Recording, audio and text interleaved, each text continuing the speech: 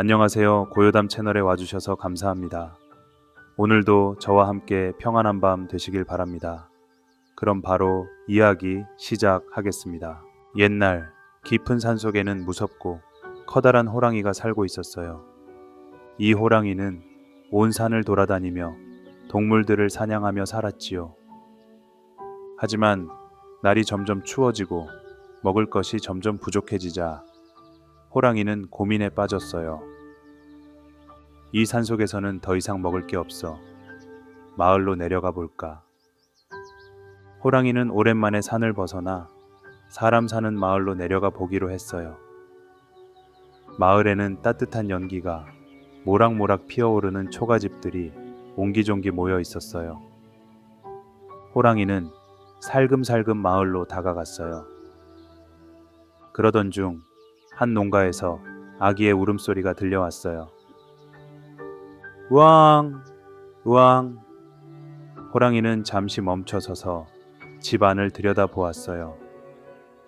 집 안에는 아기를 안고 있는 어머니가 있었어요. 어머니는 계속 우는 아기를 달래기 위해 여러 가지 말을 했어요. 얘야, 그만 울어라. 안 그러면 호랑이가 와서 잡아간단다. 호랑이는 깜짝 놀랐어요. 호랑이? 나를 말하는 건가? 그래, 내가 얼마나 무서운데. 저 아이도 곧 울음을 뚝 그치겠지. 하지만 아기는 여전히 울고 있었어요. 호랑이는 당황했어요. 아니, 내가 그렇게 무섭다고 했는데도 안 멈추는 거야. 그러자 어머니는 또 다른 말을 했어요. 곶감 줄까? 그 순간 놀랍게도 아기는 울음을 멈췄어요. 호랑이는 눈이 휘둥그레졌어요. 뭐? 곶감? 저게 대체 뭐길래 아이가 바로 울음을 멈춘 거지? 설마 나보다 더 무서운 건가? 호랑이는 자기도 모르게 긴장했어요. 세상에서 가장 무서운 존재가 자신이라고 생각했는데 저 곶감이라는 것이 자신보다 더 무서운 것처럼 보였어요. 곶감이 대체 뭐지? 도대체 얼마나 무서운 거야? 호랑이는 겁이 나기 시작했어요. 지금이라도 빨리 도망쳐야 하는 걸까? 고민하던 순간 집 밖에서 갑자기 소리가 들렸어요. 어이, 저기 호랑이가 있는 것 같은데. 사냥꾼들, 준비해. 사냥꾼들이 호랑이를 잡으려고 다가오고 있었어요. 호랑이는 너무 놀라 허둥지둥 도망쳤어요. 아이고, 곶감도 무서운데 사람까지 몰려오다니. 나는 이제 다시는 마을에 내려오지 않을 거야. 호랑이는 앞뒤 안 가리고 산속으로 도망쳤어요. 그 뒤로는 절대 마을 근처에 가지 않았다고 해요. 그날 밤 호랑이는 산속 깊은 곳으로 도망쳤어요. 하지만 마음속에는 계속 곶감이라는 정체불명의 존재가 떠올랐어요. 곶감이 도대체 뭐길래 그렇게 무서운 거지? 나는 산속에서 맹수 중에서도 가장 강한 존재인데 곶감이라는 녀석이 나보다 무섭다니. 호랑이는 혼자서 끙끙거리며 밤을 새웠어요. 하지만 아무리 생각해도 곶감이 어떤 존재인지 알 수가 없었어요. 결국 호랑이는 너무 궁금해서 다른 동물들을 찾아가 보기로 했어요. 먼저 호랑이는 산속을 지나가던 여우를 만났어요. 여우야, 너 혹시 곶감이 뭔지 아냐? 여우는 고개를 갸우뚱하며 말했어요. 곶감? 글쎄, 나는 모르겠어. 하지만 호랑이 형님이 그렇게 걱정할 정도면 정말 무서운 존재인가 보군요. 호랑이는 더 궁금해졌어요. 그래서 이번에는 산중턱에서 살고 있는 늑대를 찾아갔어요. 늑대야, 너는 곶감이 뭔지 아냐? 늑대도 고개를 저으며 말했어요. 글쎄, 나는 들어본 적이 없어. 하지만 호랑이 형님이 그렇게 무서워할 정도라면 아마 엄청난 괴물일지도 몰라. 호랑이는 점점 더 초조해졌어요. 정말 자신보다 더 무서운 괴물이 있는 걸까? 이번에는 마지막으로 산 꼭대기에서 사는 부엉이에게 가서 물어봤어요. 부엉아, 너는 곶감이 뭔지 아니? 부엉이는 눈을 반짝이며 말했어요. 호랑이야, 네가 말하는 그 곶감이란 건 사실 말이야. 호랑이는 숨을 죽이며 기다렸어요. 그런데 부엉이는 말을 끝내지 않고 날아가 버렸어요. 뭐야, 도대체 곶감이 뭔데? 호랑이는 결국 곶감의 정체를 영원히 알지 못한 채 산속에서 평생을 살았다고 해요. 마을로 내려가는 일도 없었고 다시는 인간을 겁주지도 않았답니다. 이렇게 해서 호랑이는 곶감을 가장 무서운 존재라고 생각하며 사라졌어요. 그리고 마을에는 다시는 호랑이가 나타나지 않았다고 해요. 혹부리 영감. 옛날 어느 시골 마을에 얼굴 한쪽에 커다란 혹이 난 할아버지가 살고 있었어요. 그는 성격이 온화하고 정직했으며 마을 사람들에게도 친절했어요. 하지만 혹이 크고 볼품 없어서 사람들에게 놀림을 받곤 했어요. 하지만 할아버지는 불평하지 않고 언제나 긍정적인 마음으로 살아갔어요. 어느 날 할아버지는 산에 나무를 하러 갔다가 갑자기 소나기를 만나 비를 피할 곳을 찾았어요. 그러다 깊은 숲 속에서 작은 동굴을 발견하고 안으로 들어갔지요. 동굴 안은 어둡고 조용했지만 바깥에는 비바람이 몰아치고 있었어요. 조금만 기다리면 비가 그치겠지. 할아버지는 바위를 깔고 앉아 비가 멈추기를 기다렸어요. 하지만 비는 그칠 기미가 없었고 밤이 되자 동굴 안에서 이상한 소리가 들려오기 시작했어요. 둥둥둥, 쿵쾅쿵쾅, 북을 치는 소리와 함께 어딘가에서 요란한 웃음소리가 들려왔어요. 이게 무슨 소리지? 할아버지는 조심스럽게 동굴 밖을 내다보았어요. 놀랍게도 그곳에는 도깨비들이 모여 신나게 춤을 추고 있었어요. 도깨비들은 술을 마시고 북을 두드리며 떠들썩하게 놀고 있었어요. 겁이 난 할아버지는 조용히 숨을 죽였어요. 하지만 그때 도깨비 중 하나가 할아버지를 발견하고 외쳤어요. 오, 이 할아버지는 누구냐? 여기서 뭐 하고 있는 거지?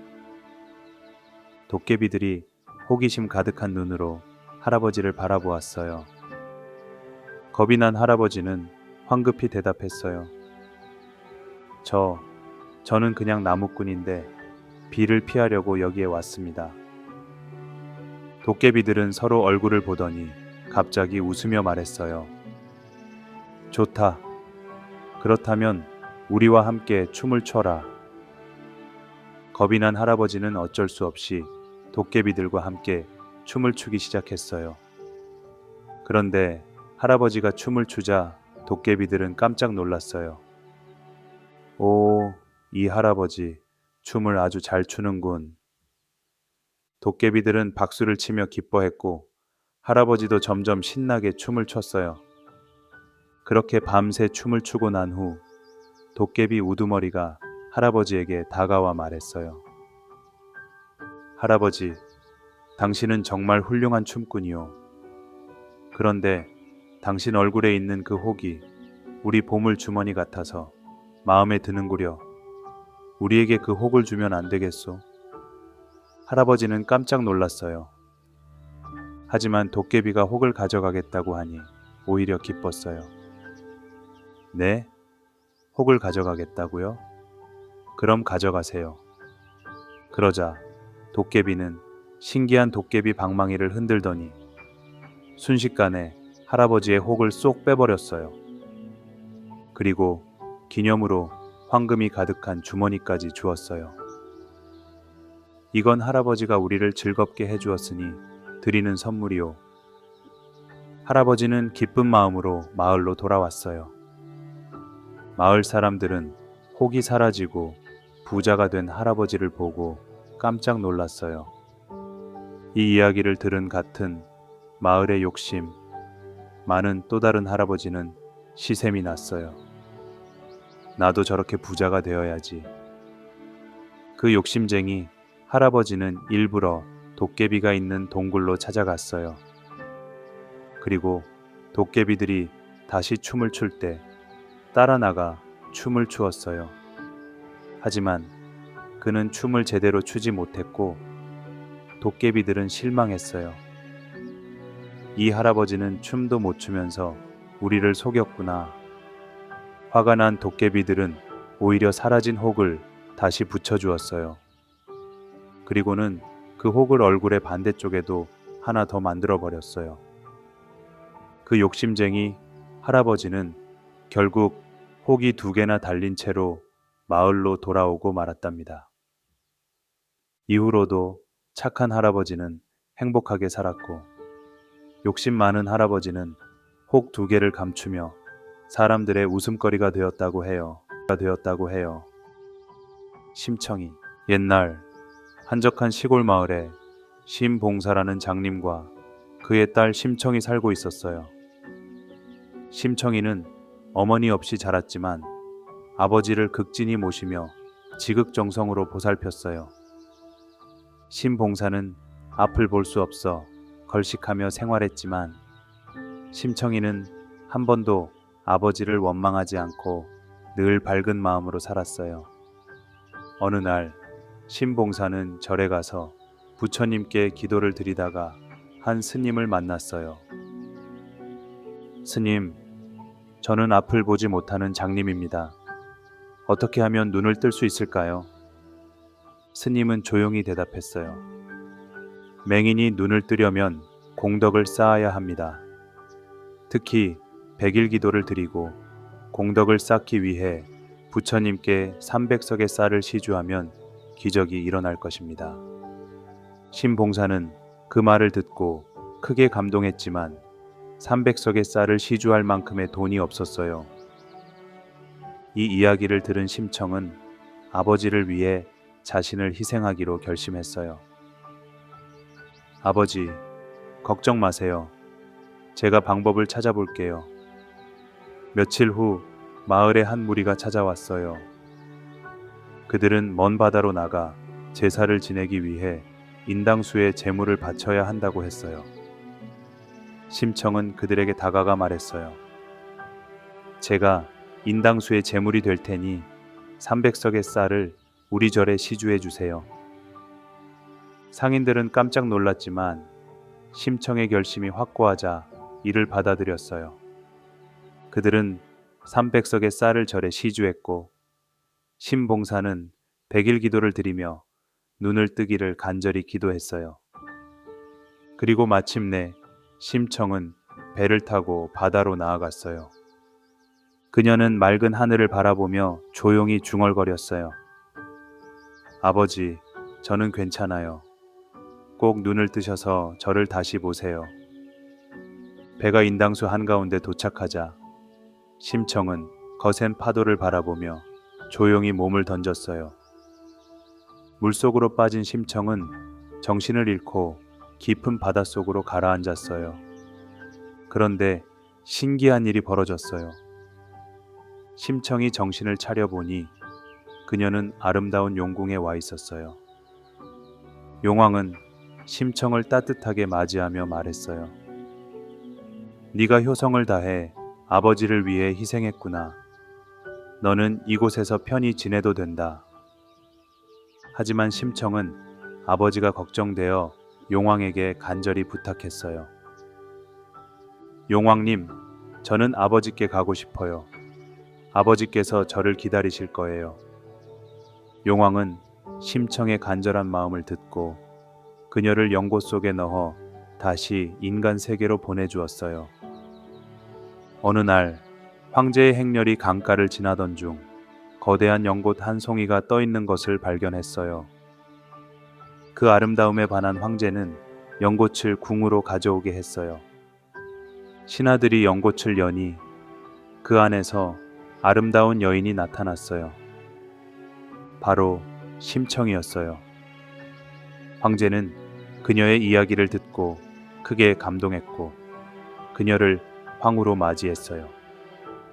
이후 심청은 궁궐에서 행복한 나날을 보냈지만 여전히 아버지를 잊지 않았어요. 어느 날 심청은 궁궐에서 잔치를 열고 전국의 장님들을 초대했어요. 신봉사도 그 소식을 듣고 궁궐로 오게 되었어요. 그는 여전히 눈을 뜨지 못했지만 심청의 목소리를 듣고 딸을 알아보았어요. 이 목소리는 내 딸 심청인가? 그 순간 기적이 일어났어요. 신봉사의 눈에서 눈물이 흘러내리더니 갑자기 앞이 환히 보이기 시작했어요. 아, 보인다. 내 딸 심청아. 부녀는 감격에 겨워 서로를 부둥켜 안았어요. 황제는 이 감동적인 장면을 보고 더욱 기뻐했고 심청과 신봉사는 마침내 행복한 결말을 맞이하게 되었답니다. 춘향전. 옛날 남원이라는 고을에 춘향이라는 아름다운 처녀가 살고 있었어요. 그녀는 기생월매의 딸이었지만 재주와 품격이 뛰어나 많은 사람들의 존경을 받았어요. 춘향은 효성이 깊고 총명하여 어머니를 잘 모셨으며 남들보다 더 정숙한 삶을 살았어요. 어느 날 남원 고을 사또의 아들인 이몽룡이 봄맞이 놀이를 나왔다가 우연히 춘향을 보게 되었어요. 그녀의 아름다움과 기품에 반한 몽룡은 용기를 내어 그녀에게 말을 걸었어요. 아가씨, 처음 뵙겠습니다. 저는 이몽룡이라 합니다. 춘향도 몽룡의 지혜롭고 예의 바른 태도에 마음이 끌렸어요. 두 사람은 짧은 시간 안에 서로 깊이 사랑하게 되었어요. 몽룡은 춘향에게 정식으로 혼인을 맹세하며 그녀에게 정표로 반지를 건넸어요. 그러나 행복한 시간은 오래가지 않았어요. 몽룡의 아버지가 벼슬을 받아 한양으로 떠나게 되었고 몽룡도 어쩔 수 없이 따라가야 했어요. 두 사람은 이별의 순간을 맞이하며 약속했어요. 춘향아, 내가 반드시 과거에 급제하여 너를 데리러 오겠다. 그러니 절대 다른 사람을 따라가지 말거라. 몽룡님, 저는 평생 당신만을 기다릴 것입니다. 몽룡이 떠난 후 남원 고을에는 새로운 사또가 부임했어요. 그는 변학도라는 악독한 관리였어요. 변학도는 춘향의 미모를 듣고 그녀를 자신의 첩으로 삼으려 했어요. 춘향아, 네가 나의 사람이 되면 부귀영화를 누리게 해주마. 하지만 춘향은 단호하게 거절했어요. 저는 이미 정혼한 사람이 있습니다. 어떤 유혹에도 흔들리지 않을 것입니다. 분노한 변학도는 춘향을 감옥에 가두고 매질을 하며 괴롭혔어요. 하지만 춘향은 끝까지 굴복하지 않았어요. 한편 한양에서 공부하던 몽룡은 과거에 급제하여 암행어사가 되었어요. 그는 남원 고을에서 변학도가 악행을 저지르고 있다는 소식을 듣고 이를 바로잡기로 결심했어요. 춘향을 구하고 정의를 바로 세우겠다. 몽룡은 암행어사의 신분을 숨긴 채 거지 행세를 하며 남원으로 돌아왔어요. 그는 춘향이 감옥에 갇혀 있다는 소식을 듣고 그녀를 시험하기 위해 일부러 춘향을 찾아갔어요. 춘향아, 나는 이제 보잘것없는 사람이 되었구나. 그러니 나를 버리고 변학도의 사람이 되지 않겠느냐.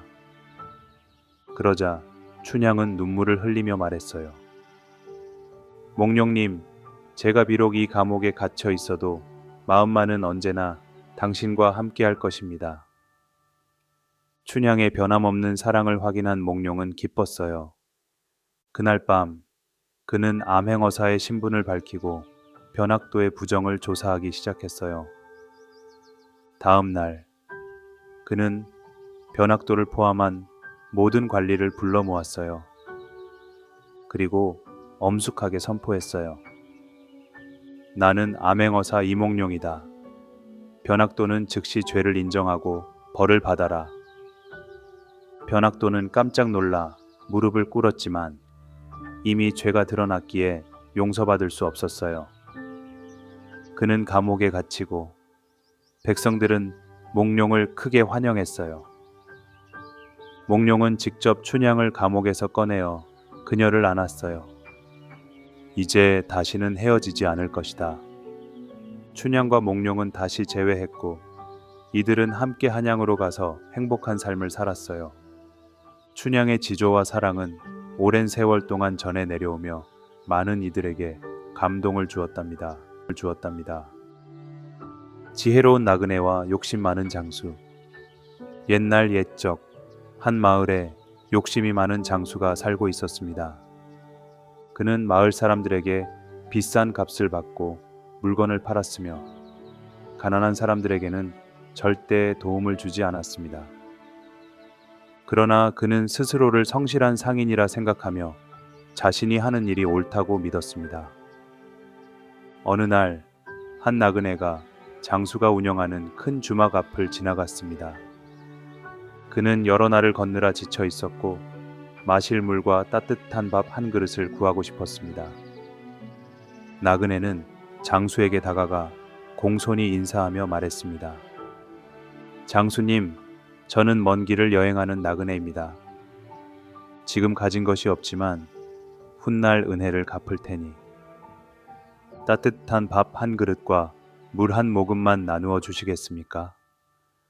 장수는 나그네를 위아래로 훑어보더니 코웃음을 쳤습니다. 세상에 공짜는 없다. 먹고 싶으면 값을 치러야지. 나그네는 조용히 미소를 짓고 장수를 바라보았습니다. 장수님, 제가 가진 것은 없지만 대신 신기한 이야기를 하나 들려드리겠습니다.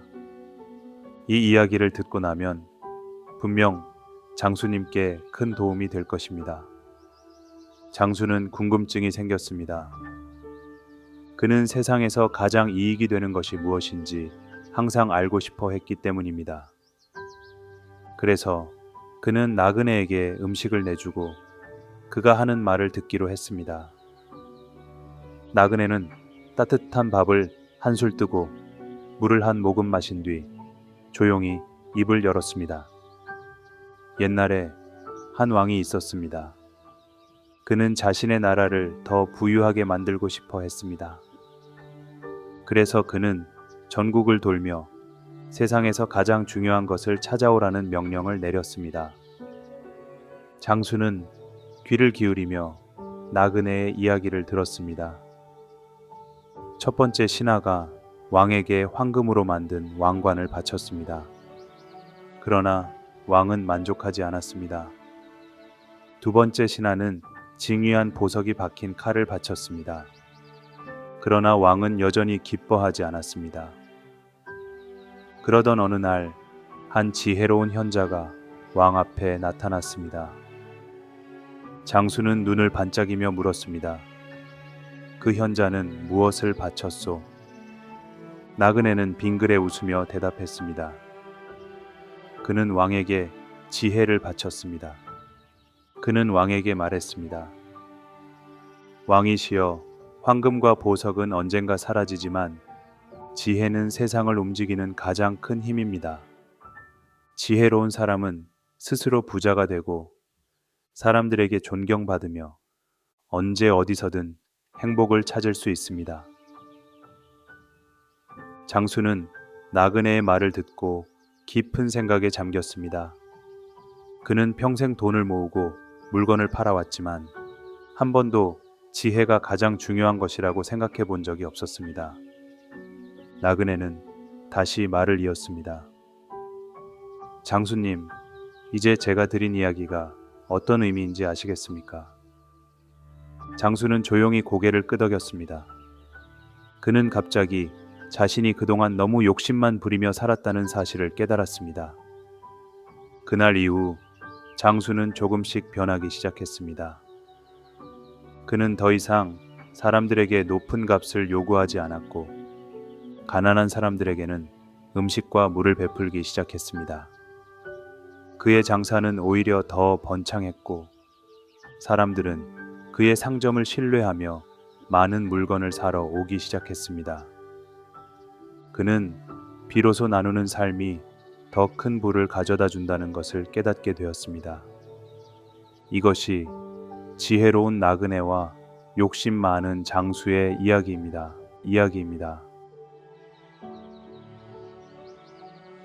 옛날 깊은 산속에는 무섭고 커다란 호랑이가 살고 있었어요. 이 호랑이는 온 산을 돌아다니며 동물들을 사냥하며 살았지요. 하지만 날이 점점 추워지고 먹을 것이 점점 부족해지자 호랑이는 고민에 빠졌어요. 이 산속에서는 더 이상 먹을 게 없어. 마을로 내려가 볼까? 호랑이는 오랜만에 산을 벗어나 사람 사는 마을로 내려가 보기로 했어요. 마을에는 따뜻한 연기가 모락모락 피어오르는 초가집들이 옹기종기 모여 있었어요. 호랑이는 살금살금 마을로 다가갔어요. 그러던 중 한 농가에서 아기의 울음소리가 들려왔어요. 우왕, 우왕. 호랑이는 잠시 멈춰서서 집 안을 들여다보았어요.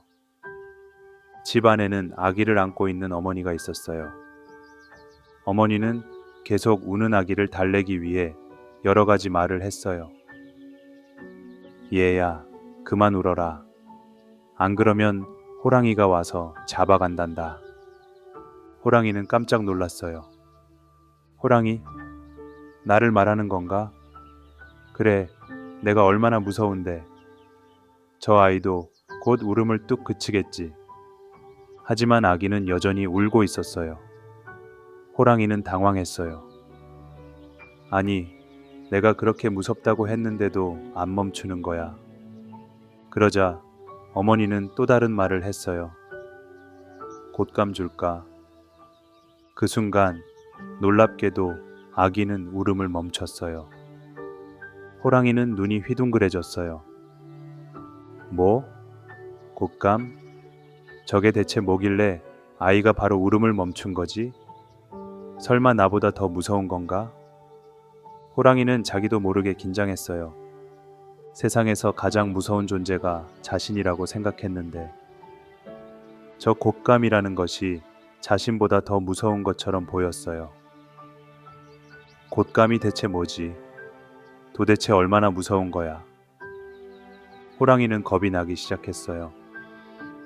지금이라도 빨리 도망쳐야 하는 걸까? 고민하던 순간 집 밖에서 갑자기 소리가 들렸어요. 어이, 저기 호랑이가 있는 것 같은데. 사냥꾼들, 준비해. 사냥꾼들이 호랑이를 잡으려고 다가오고 있었어요. 호랑이는 너무 놀라 허둥지둥 도망쳤어요. 아이고, 곶감도 무서운데 사람까지 몰려오다니. 나는 이제 다시는 마을에 내려오지 않을 거야. 호랑이는 앞뒤 안 가리고 산속으로 도망쳤어요. 그 뒤로는 절대 마을 근처에 가지 않았다고 해요. 그날 밤 호랑이는 산속 깊은 곳으로 도망쳤어요. 하지만 마음속에는 계속 곶감이라는 정체불명의 존재가 떠올랐어요. 곶감이 도대체 뭐길래 그렇게 무서운 거지? 나는 산속에서 맹수 중에서도 가장 강한 존재인데 곶감이라는 녀석이 나보다 무섭다니. 호랑이는 혼자서 끙끙거리며 밤을 새웠어요. 하지만 아무리 생각해도 곶감이 어떤 존재인지 알 수가 없었어요. 결국 호랑이는 너무 궁금해서 다른 동물들을 찾아가 보기로 했어요. 먼저 호랑이는 산속을 지나가던 여우를 만났어요. 여우야, 너 혹시 곶감이 뭔지 아냐? 여우는 고개를 갸우뚱하며 말했어요. 곶감? 글쎄, 나는 모르겠어. 하지만 호랑이 형님이 그렇게 걱정할 정도면 정말 무서운 존재인가 보군요. 호랑이는 더 궁금해졌어요. 그래서 이번에는 산중턱에서 살고 있는 늑대를 찾아갔어요. 늑대야, 너는 곶감이 뭔지 아냐? 늑대도 고개를 저으며 말했어요. 글쎄, 나는 들어본 적이 없어. 하지만 호랑이 형님이 그렇게 무서워할 정도라면 아마 엄청난 괴물일지도 몰라. 호랑이는 점점 더 초조해졌어요. 정말 자신보다 더 무서운 괴물이 있는 걸까? 이번에는 마지막으로 산 꼭대기에서 사는 부엉이에게 가서 물어봤어요. 부엉아, 너는 곶감이 뭔지 아니? 부엉이는 눈을 반짝이며 말했어요. 호랑이야, 네가 말하는 그 곶감이란 건 사실 말이야. 호랑이는 숨을 죽이며 기다렸어요.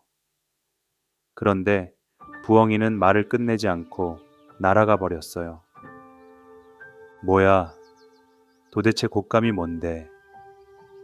호랑이는 결국 곶감의 정체를 영원히 알지 못한 채 산속에서 평생을 살았다고 해요.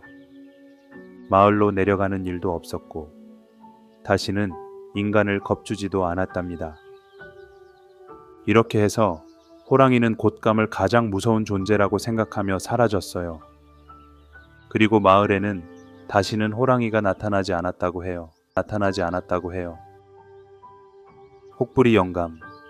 옛날 어느 시골 마을에 얼굴 한쪽에 커다란 혹이 난 할아버지가 살고 있었어요. 그는 성격이 온화하고 정직했으며 마을 사람들에게도 친절했어요. 하지만 혹이 크고 볼품없어서 사람들에게 놀림을 받곤 했어요. 하지만 할아버지는 불평하지 않고 언제나 긍정적인 마음으로 살아갔어요. 어느 날 할아버지는 산에 나무를 하러 갔다가 갑자기 소나기를 만나 비를 피할 곳을 찾았어요.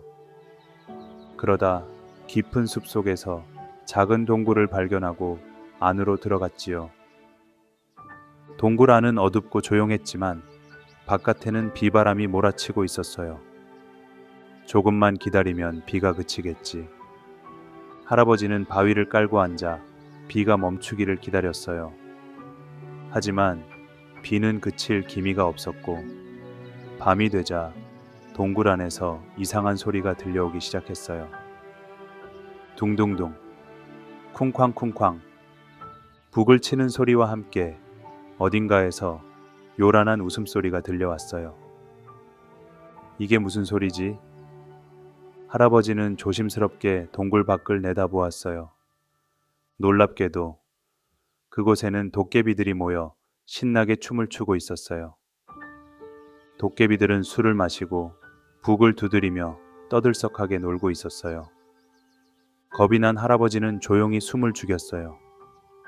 하지만 그때 도깨비 중 하나가 할아버지를 발견하고 외쳤어요. 오, 이 할아버지는 누구냐? 여기서 뭐 하고 있는 거지? 도깨비들이 호기심 가득한 눈으로 할아버지를 바라보았어요. 겁이 난 할아버지는 황급히 대답했어요. 저는 그냥 나무꾼인데 비를 피하려고 여기에 왔습니다. 도깨비들은 서로 얼굴을 보더니 갑자기 웃으며 말했어요. 좋다. 그렇다면 우리와 함께 춤을 춰라. 겁이 난 할아버지는 어쩔 수 없이 도깨비들과 함께 춤을 추기 시작했어요. 그런데 할아버지가 춤을 추자 도깨비들은 깜짝 놀랐어요. 오, 이 할아버지 춤을 아주 잘 추는군. 도깨비들은 박수를 치며 기뻐했고 할아버지도 점점 신나게 춤을 췄어요. 그렇게 밤새 춤을 추고 난 후 도깨비 우두머리가 할아버지에게 다가와 말했어요. 할아버지, 당신은 정말 훌륭한 춤꾼이요. 그런데 당신 얼굴에 있는 그 혹이 우리 보물 주머니 같아서 마음에 드는구려.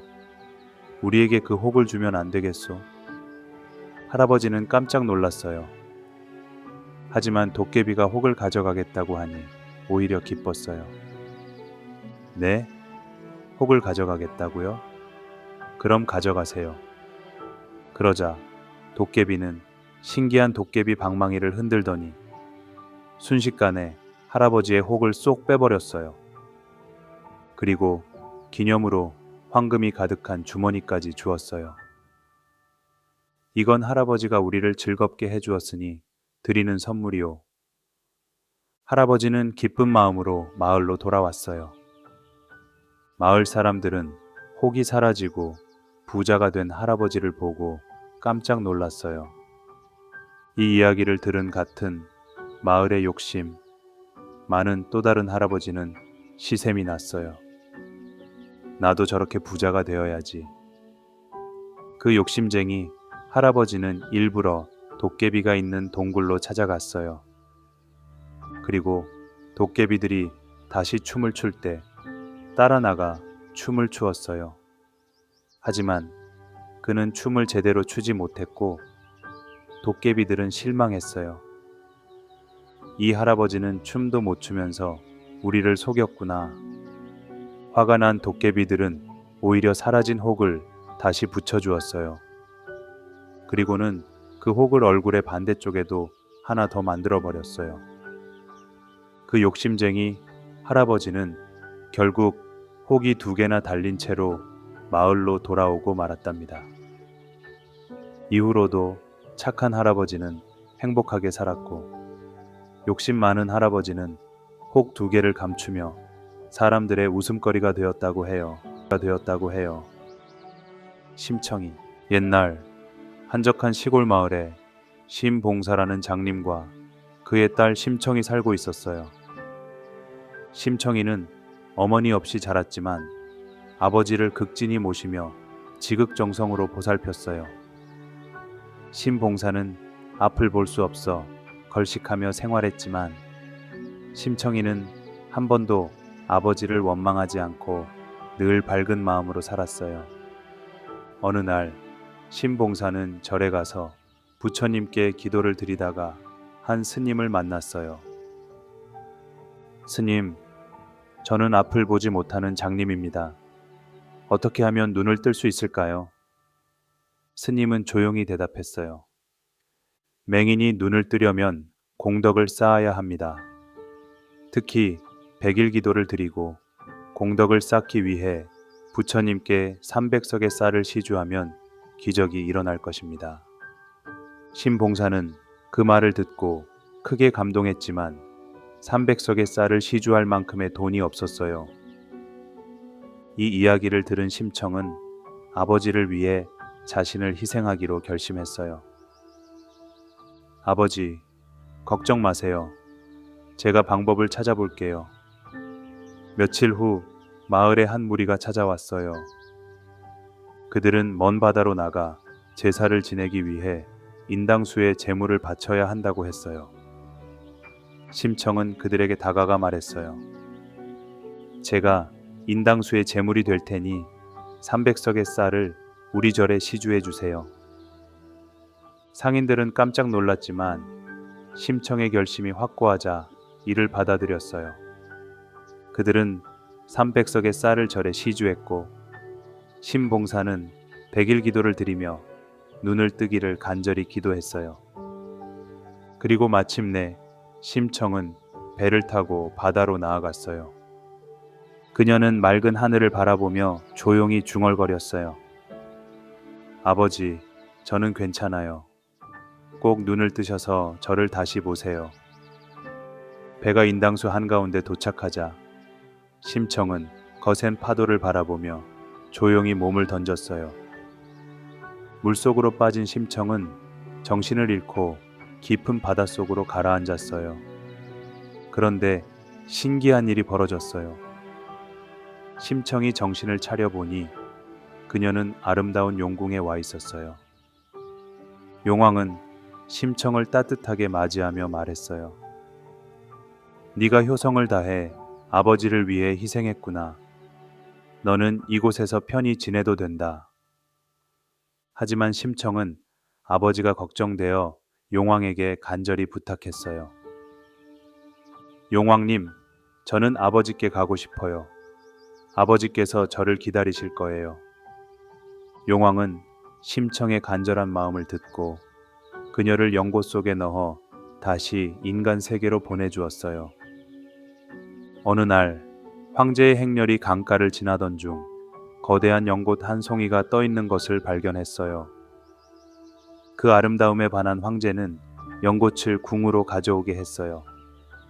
신하들이 연꽃을 여니 그 안에서 아름다운 여인이 나타났어요. 바로 심청이었어요. 황제는 그녀의 이야기를 듣고 크게 감동했고 그녀를 황후로 맞이했어요. 이후 심청은 궁궐에서 행복한 나날을 보냈지만 여전히 아버지를 잊지 않았어요. 어느 날 심청은 궁궐에서 잔치를 열고 전국의 장님들을 초대했어요. 신봉사도 그 소식을 듣고 궁궐로 오게 되었어요. 그는 여전히 눈을 뜨지 못했지만 심청의 목소리를 듣고 딸을 알아보았어요. 이 목소리는 내 딸 심청인가? 그 순간 기적이 일어났어요. 신봉사의 눈에서 눈물이 흘러내리더니 갑자기 앞이 환히 보이기 시작했어요. 아, 보인다. 내 딸 심청아. 부녀는 감격에 겨워 서로를 부둥켜 안았어요. 황제는 이 감동적인 장면을 보고 더욱 기뻐했고 심청과 신봉사는 마침내 행복한 결말을 맞이하게 되었답니다. 춘향전. 옛날 남원이라는 고을에 춘향이라는 아름다운 처녀가 살고 있었어요. 그녀는 기생월매의 딸이었지만 재주와 품격이 뛰어나 많은 사람들의 존경을 받았어요. 춘향은 효성이 깊고 총명하여 어머니를 잘 모셨으며 남들보다 더 정숙한 삶을 살았어요. 어느 날 남원 고을 사또의 아들인 이몽룡이 봄맞이 놀이를 나왔다가 우연히 춘향을 보게 되었어요. 그녀의 아름다움과 기품에 반한 몽룡은 용기를 내어 그녀에게 말을 걸었어요. 아가씨, 처음 뵙겠습니다. 저는 이몽룡이라 합니다. 춘향도 몽룡의 지혜롭고 예의 바른 태도에 마음이 끌렸어요. 두 사람은 짧은 시간 안에 서로 깊이 사랑하게 되었어요. 몽룡은 춘향에게 정식으로 혼인을 맹세하며 그녀에게 정표로 반지를 건넸어요. 그러나 행복한 시간은 오래가지 않았어요. 몽룡의 아버지가 벼슬을 받아 한양으로 떠나게 되었고 몽룡도 어쩔 수 없이 따라가야 했어요. 두 사람은 이별의 순간을 맞이하며 약속했어요. 춘향아, 내가 반드시 과거에 급제하여 너를 데리러 오겠다. 그러니 절대 다른 사람을 따라가지 말거라. 몽룡님, 저는 평생 당신만을 기다릴 것입니다. 몽룡이 떠난 후 남원 고을에는 새로운 사또가 부임했어요. 그는 변학도라는 악독한 관리였어요. 변학도는 춘향의 미모를 듣고 그녀를 자신의 첩으로 삼으려 했어요. 춘향아, 네가 나의 사람이 되면 부귀영화를 누리게 해주마. 하지만 춘향은 단호하게 거절했어요. 저는 이미 정혼한 사람이 있습니다. 어떤 유혹에도 흔들리지 않을 것입니다. 분노한 변학도는 춘향을 감옥에 가두고 매질을 하며 괴롭혔어요.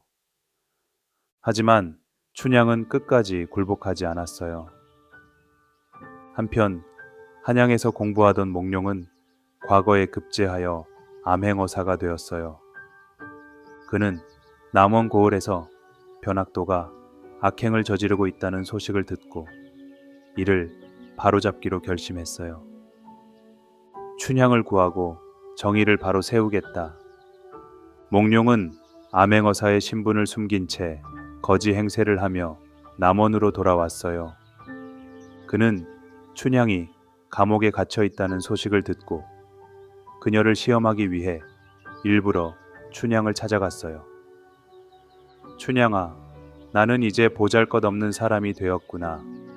그러니 나를 버리고 변학도의 사람이 되지 않겠느냐. 그러자 춘향은 눈물을 흘리며 말했어요. 몽룡님, 제가 비록 이 감옥에 갇혀 있어도 마음만은 언제나 당신과 함께 할 것입니다. 춘향의 변함없는 사랑을 확인한 몽룡은 기뻤어요. 그날 밤 그는 암행어사의 신분을 밝히고 변학도의 부정을 조사하기 시작했어요. 다음 날 그는 변학도를 포함한 모든 관리를 불러 모았어요. 그리고 엄숙하게 선포했어요. 나는 암행어사 이몽룡이다. 변학도는 즉시 죄를 인정하고 벌을 받아라. 변학도는 깜짝 놀라 무릎을 꿇었지만 이미 죄가 드러났기에 용서받을 수 없었어요. 그는 감옥에 갇히고 백성들은 몽룡을 크게 환영했어요. 몽룡은 직접 춘향을 감옥에서 꺼내어 그녀를 안았어요. 이제 다시는 헤어지지 않을 것이다. 춘향과 몽룡은 다시 재회했고 이들은 함께 한양으로 가서 행복한 삶을 살았어요. 춘향의 지조와 사랑은 오랜 세월 동안 전해 내려오며 많은 이들에게 감동을 주었답니다. 지혜로운 나그네와 욕심 많은 장수. 옛날 옛적 한 마을에 욕심이 많은 장수가 살고 있었습니다. 그는 마을 사람들에게 비싼 값을 받고 물건을 팔았으며 가난한 사람들에게는 절대 도움을 주지 않았습니다. 그러나 그는 스스로를 성실한 상인이라 생각하며 자신이 하는 일이 옳다고 믿었습니다. 어느 날 한 나그네가 장수가 운영하는 큰 주막 앞을 지나갔습니다. 그는 여러 날을 걷느라 지쳐 있었고 마실 물과 따뜻한 밥 한 그릇을 구하고 싶었습니다. 나그네는 장수에게 다가가 공손히 인사하며 말했습니다. 장수님, 저는 먼 길을 여행하는 나그네입니다.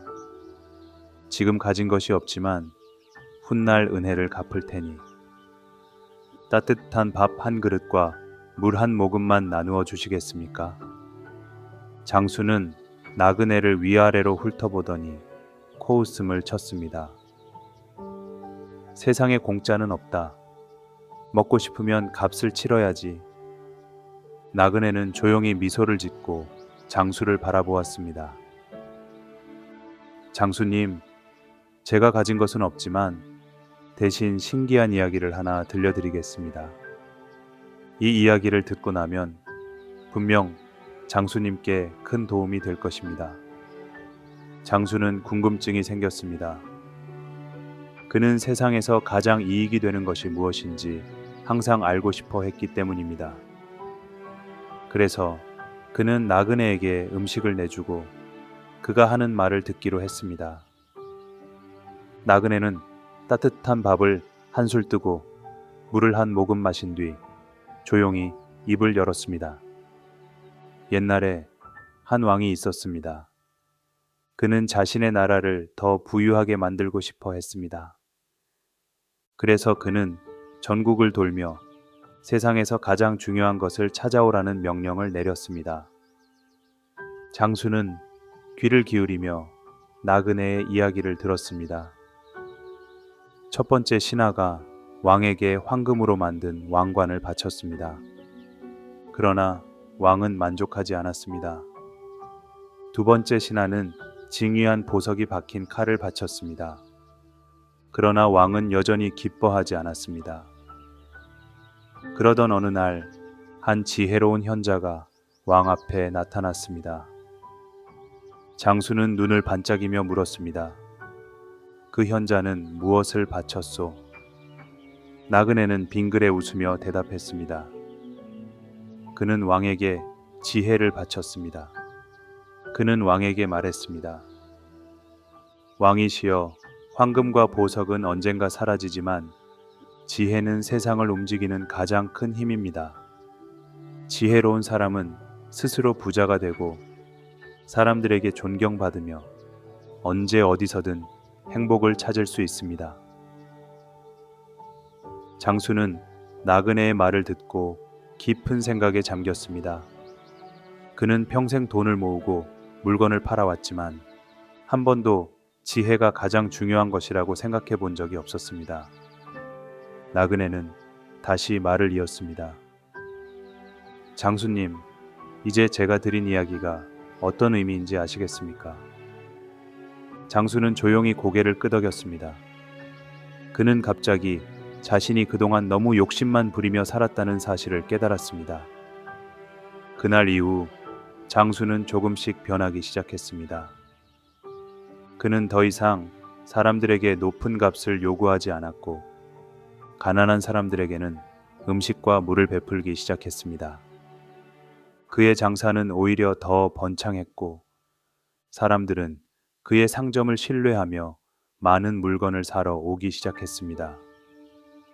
그는 비로소 나누는 삶이 더 큰 부를 가져다 준다는 것을 깨닫게 되었습니다. 이것이 지혜로운 나그네와 욕심 많은 장수의 이야기입니다.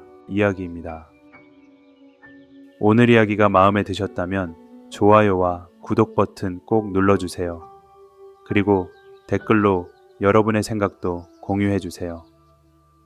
다음 시간에는 더욱 흥미롭고 감동적인 이야기로 찾아뵙겠습니다. 그럼 다음에 또 만나요.